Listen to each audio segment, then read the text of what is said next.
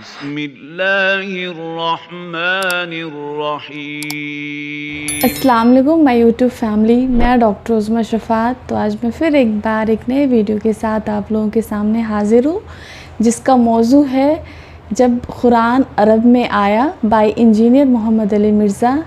تو امید کرتی ہوں ویڈیو آپ لوگوں کو پسند آئے گی، تو لاسٹ تک ویڈیو میں بنے رہے۔ تو پھر چلیے چلتے ہیں، دین کی باتیں ساتھ میں سیکھتے ہیں۔ کہ عرب کے لوگوں میں دو خامیاں تھیں۔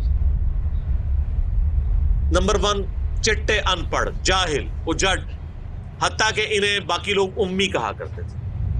امی میرے ان پڑھ۔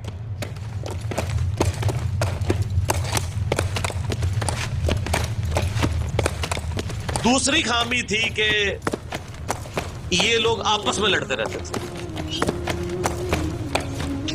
خاندانوں کے خاندان ختم ہو جاتے تھے۔ پانی پینے پلانے کے اوپر جھگڑا ہوا ہے تو 10 سال لڑائی ہو رہی ہے۔ یہ دو خامیاں تھیں۔ نمبر 1، چٹے ان پڑھ، نمبر 2، لڑاکو لیکن آپس میں۔ لیکن دو خوبیاں بھی تھیں۔ ایک خوبی یہ تھی کہ یہ ٹف ماحول کے عادی تھے، ریگستان کے رہنے والے، گرمیوں میں یعنی اتنے مشکل سفر کرنے والے، اونٹ کے اوپر مہینوں کے سفر، تھوڑا سا ساز و سامان کے ساتھ۔ اور دوسری خوبی یہ تھی کہ یہ جب کسی کو زبان دے دیتے تھے نا، پھر گردن ہی کٹتی تھی، پیچھے نہیں ہٹتے تھے، چاہے کسی دشمن کو بھی زبان دی ہے۔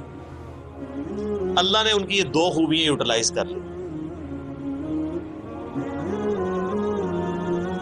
کہ زبان دی اللہ کے نبی علیہ السلام کو انہوں نے، جس نے دی، پھر گردن ہی کٹی ہے۔ اور دوسری خوبی کہ وہ ٹف ماحول کے عادی تھے لیکن لڑتے آپس میں تھے۔ اللہ تعالیٰ نے ان کی خامی کیسے پوری کی کہ ان کو ایک لیڈر ایسا دے دیا جس نے سارے قبائل کو ایک جھنڈے کے نیچے جمع کر دیا، اور جہالت کے لیے دور کرنے کے لیے ان کو ان کی زبان میں کتاب دے دی۔ اب جس نے سورہ بقرہ، سورہ نساء، سورہ مائدہ حفظ کی ہوئی ہے، اس کے سامنے کوئی کرسچن کا پادری، کیا یہودیوں کا پادری وہ بیٹھ سکتا تھا؟ جتنے ان کے دلائل تھے انہوں نے وہ زبانی یاد کیے ہوئے تھے۔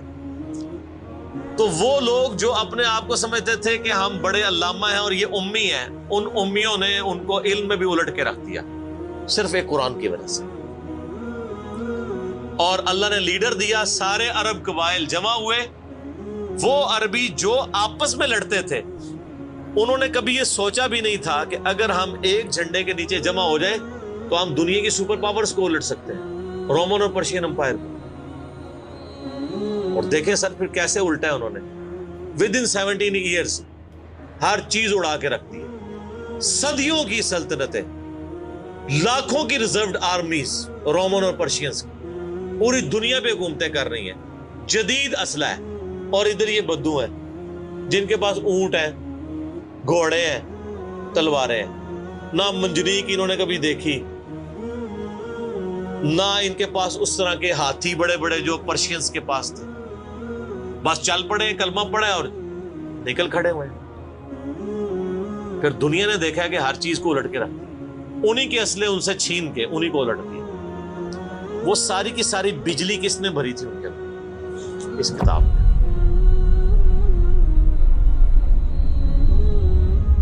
یہ کتاب تھی، کتاب پڑھتے تھے، ایمان تازہ کرتے تھے۔ جہاد کا کیوں ذکر ہے اتنا قرآن کے اندر؟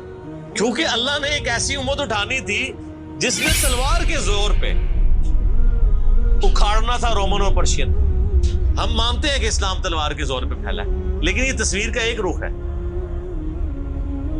تصویر کا دوسرا رخ یہ ہے کہ جو بدماش صدیوں سے دنیا پہ حکمران تھے اور لوگوں کی رعایا کا استحصال کر رہے تھے، اپنی رعایا کا، ان پہ انہوں نے اتنے ٹیکسز لگائے ہوئے تھے، ان کو اکھاڑنے کے لیے کیا میٹھی میٹھی باتیں چاہیے تھی؟ طارق جمیل صاحب کے لیکچرز نے رومن اور پرشین امپائر اکھاڑنی تھی۔ یہ تو ان لوگوں کے لیے مسلمان ہو چکے ہیں۔ بدماش کب اپنی پوسٹ چھوڑتے ہیں؟ ان کو پھر اسلحے کے زور پہ ہی اکھاڑنا تھا۔ اور پھر اللہ نے صحابہ کرام کی تلواریں مسلط کی ان کے اوپر. جب اکھاڑ دی, فریڈم آف ایکسپریشن مل گیا, پھر معاملات سیدھے ہو گئے. اس زمانے میں بادشاہ کا دین رعایا کا دین ہوتا تھا. اگر کوئی رعایا کہے نا کہ میں بادشاہ کے دین سے الگ ہوتا ہوں, قتل ہو جاتا تھا. آپ پتہ عیسائیت کیسے پھیلی ہے؟ یہ تو سارے بت پرست تھے. کانسٹنٹائن II, جس کے نام پہ قسطنطنیہ شہر تھا جو بعد میں مسلمانوں نے فتح کیا, سلطان محمد فاتح نے, ٹرکی والوں نے اس پہ ایک فلم بھی بنائی ہے, اردو ڈبنگ کے ساتھ ہے.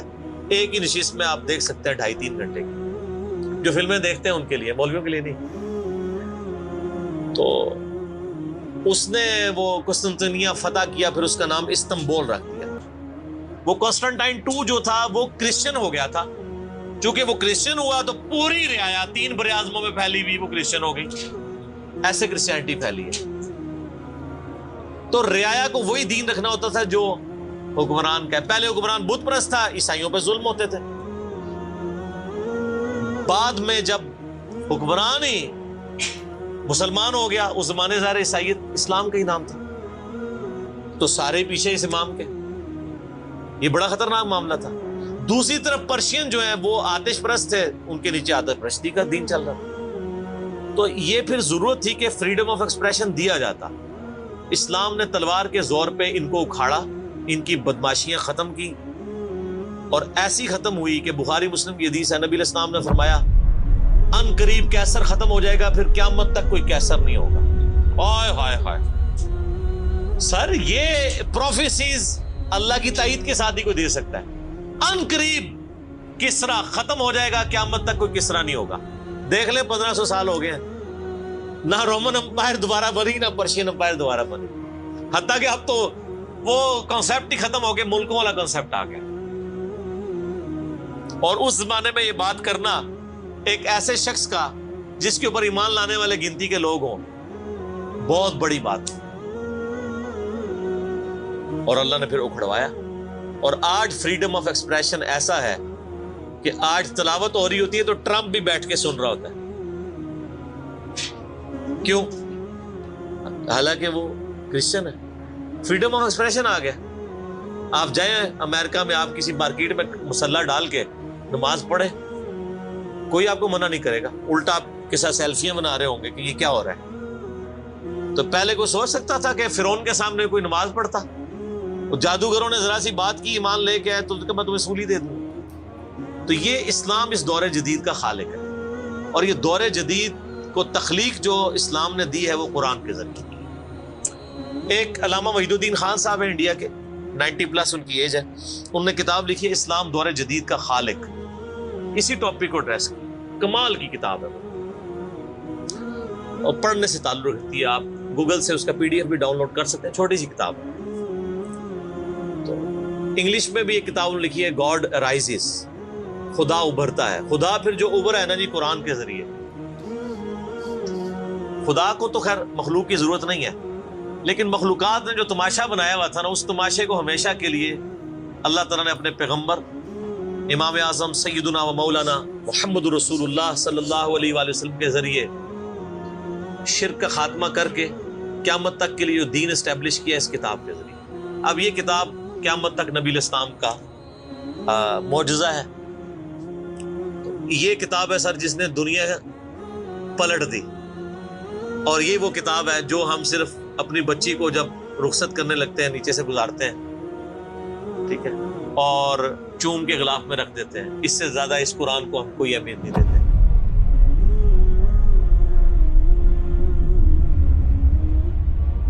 حالانکہ یہ قرآن اس لیے نازل ہی نہیں ہوا ہوا, یہ تو ہماری کتاب زندگی ہے. لیکن ماشاءاللہ ایسی سازش اسلام کے خلاف کی ہے, کافروں نے نہیں, مسلمانوں نے پوری نیک نیتی کے ساتھ جنازہ نکالا دین کا, اور ایک سلوگن دے دیا قرآن نہیں ڈھٹ پڑھنا گمراہ ہو جاؤ گے.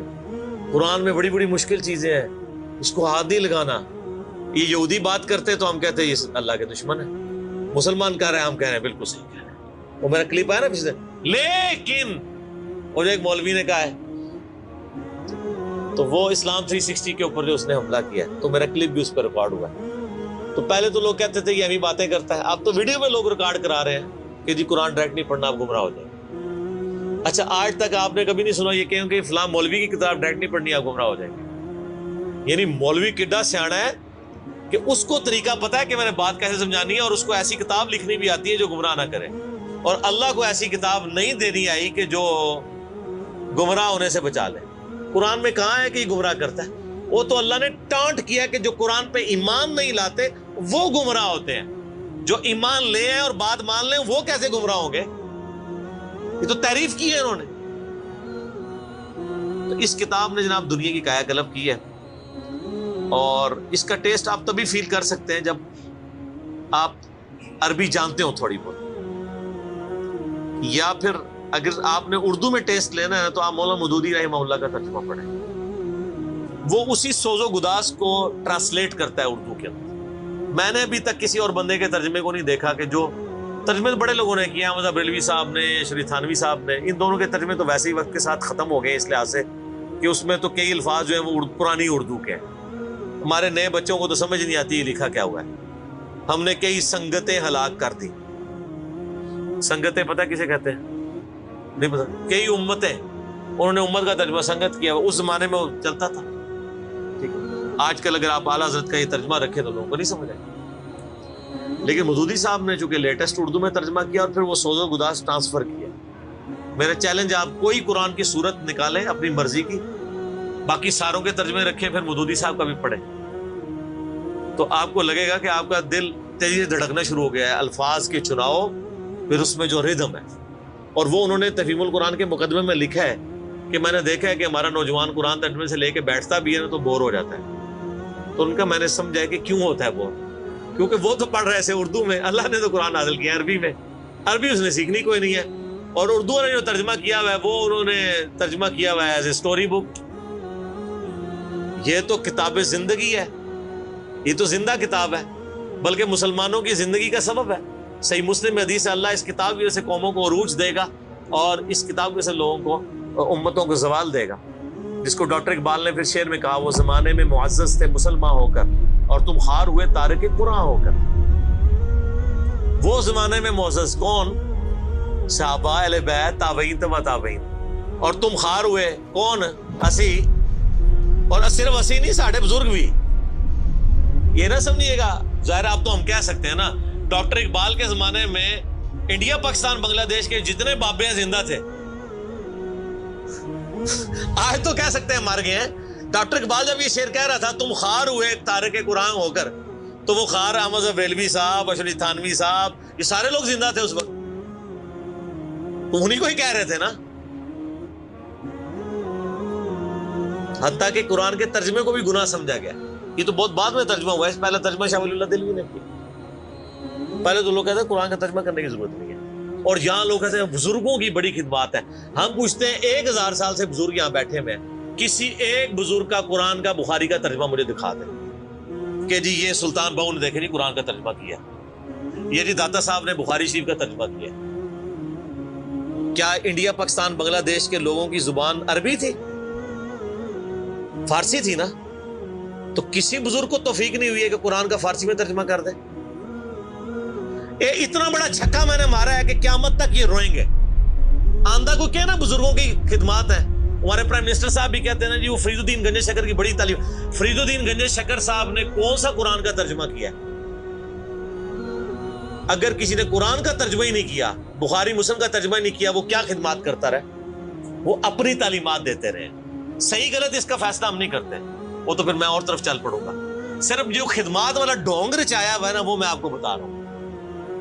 جتنوں کے مزار بنائے ہوئے ہیں آپ نے، کسی ایک کا ترجمہ دکھا دے قرآن کا، تو یہ پھر انہوں نے جان بوجھ کے سیاست کی اسلام کے نام کے اوپر، اپنی باتیں کرواتے رہے۔ سر ان کو پتا تھا قرآن کا ترجمہ ہو گیا، سورہ زمر اور سورۃ الانعام اگر اردو میں آ گئی تو بابوں کو کس نے پوجنا ہے؟ سر بخاری کا اگر ترجمہ ہو گیا تو ساروں نے تو رفع الیدین سے نماز پڑھنی ہے، بابے سارے بغیر رفع الیدین والے نے۔ یہ وجہ تھی کہ بڑی ہوشیاری ہے انہوں نے، یہ نہ سمجھو پولے سمجھے، بہت ہوشیار سمجھے۔ اور دیکھ لینا پھر اب رزلٹ سامنے آ گیا، جدھر ترجمے ہوئے ہیں وہ کہنا نہیں پیو دادے تے ایتھے ہاتھ بندہ سی، اے ایتھے بندہ ہے، تو رزلٹ نکل آیا نا۔ اسی لیے بزرگ جو کام کرتے ہیں وہ حکمت سے خالی نہیں ہوتا، ہاں انہوں نے بڑی شیاری دکھائی ہے آپ کے ساتھ، لیکن اللہ کا وعدہ ہے هو الذی ارسل رسولہ بالہدی ودین الحق لیظہرہ علی الدین کلہ۔ قرب قیامت سے پہلے دین کو غلبہ ملنا ہے، غلبہ بابوں کے ذریعے نہیں ملنا تھا، اسی کتاب سے، جس کتاب نے پہلے غلبہ دلایا۔ اب آج دیکھیں بچہ اینڈرائیڈ فون کھولے ہوئے ہے، کوئی آیت آتی ہے ترجمہ پڑھ لیتا ہے۔ تو سر یہ خدمت تو پھر انہوں نے کی ہے نا اسلام کی۔ اچھا یہ اینڈرائیڈ فون کس رحمت اللہ علیہ نے بنایا تھا؟ وہ کہتے ہیں بزرگ تے دنیا کلب کر دے نگاہ مار کے، وہ بزرگاں نو لے آؤ تے ٹھیپا موبائل نیچے چلا سکتے۔ آپ مجھے بتائیں میں کسی بزرگ کو قبر سے نکالوں اور اس کو یہ موبائل چلا لے گا؟ آپ کا بچہ چلا لیتا ہے۔ اور کسی کا اگر اتنا ایمان ہے نا بزرگوں کے اوپر، تو آج والے بزرگوں پہ بھی ہے، تو میں نے ان کو بڑی دفعہ مشورہ دیا ہے کہ بزرگ جو جناب دنیا چلا رہے ہیں، تو میں ان کو کہتا ہوں آپ کو بزرگوں کے ساتھ جہاز پہ بٹھاتے ہیں، جب 10 کلومیٹر ہائٹ پہ پہنچ جاتا ہے یہ بوئنگ جہاز، جب پہنچے تو ہم پائلٹ کو کہے تو تے پائی بسم اللہ پڑھ کے تے پیراشوٹ نال کود جا، بزرگ چلان تے جہاز لینڈ کران، وہ کتنے لینڈ ہوئے گا جہاز؟ بزرگاں دے مرید بھی اس جہاز ہی نیچے بیٹھ لگے، جڑے تانوں کہندے ہیں بزرگ دنیا چلا رہے ہیں، ان کو بھی پتہ ہے جہاز کو نہیں لینڈ ہونا، اور جو جہاز نہیں لینڈ کرا سکتا، میں کہتا ہوں کسی بزرگ کو آپ لا کے جہاز کے کاکپٹ میں بٹھا دینا، وہ نہیں لینڈ کرا سکتا۔ ہاں لینڈ کرائے گا اگلے جہاں جا کے، وہ بھی وہ نہیں کرائے گا، خود ہی ہوئے گا۔ سب کہانی ہے، کہانیوں کا دور ختم ہو چکا، کیونکہ اب ایک نعرہ عام ہے، کون سا؟ کہ نہ میں وابی نہ میں بابی، میں ہوں مسلم علمی کتابی۔ تو ماشاءاللہ یہ ویڈیو بہت خوبصورت تھی۔ اس ویڈیو کے ذریعے ہم نے بہت اچھی باتیں جانی۔ جہاں تک مجھے اس ویڈیو کے ذریعے سمجھ آیا کہ اگر ہماری نیت اچھی ہو، ہمارا انٹینشن اچھا ہو، تو اللہ بھی ہماری مدد کرتے ہیں۔ تو جہاں تک قرآن اللہ تعالیٰ نے جو بھیجا ہے دنیا میں، تو اس قرآن کو پڑھ کے ہمیں بہت کچھ سیکھنے کو ملتا ہے، وہ ہمیں زندگی جینے کا صحیح طریقہ بتاتی ہے قرآن۔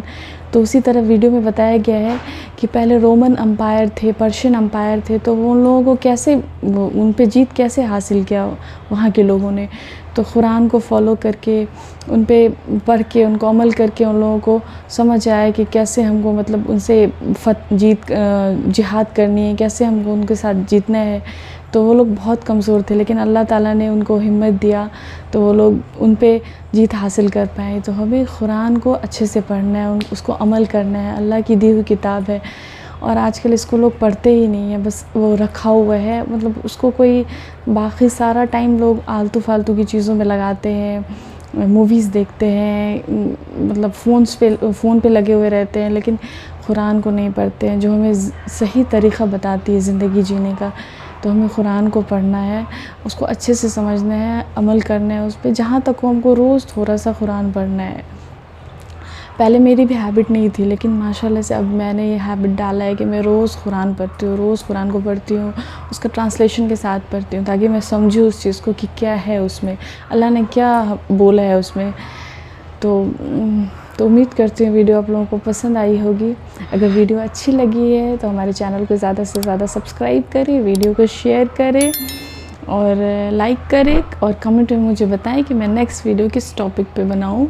اور اگر آپ لوگوں کو کچھ اور بھی اس ویڈیو کے ذریعے سمجھ آیا، آپ لوگ اپنے تھاٹس بھی مجھے کمنٹ میں بتا سکتے ہیں کہ آپ نے کیا سمجھا اس ویڈیو سے۔ تو پھر جلدی ہی ملتے ہیں انشاءاللہ نیکسٹ ویڈیو کے ساتھ، تب تک کے لیے اللہ حافظ۔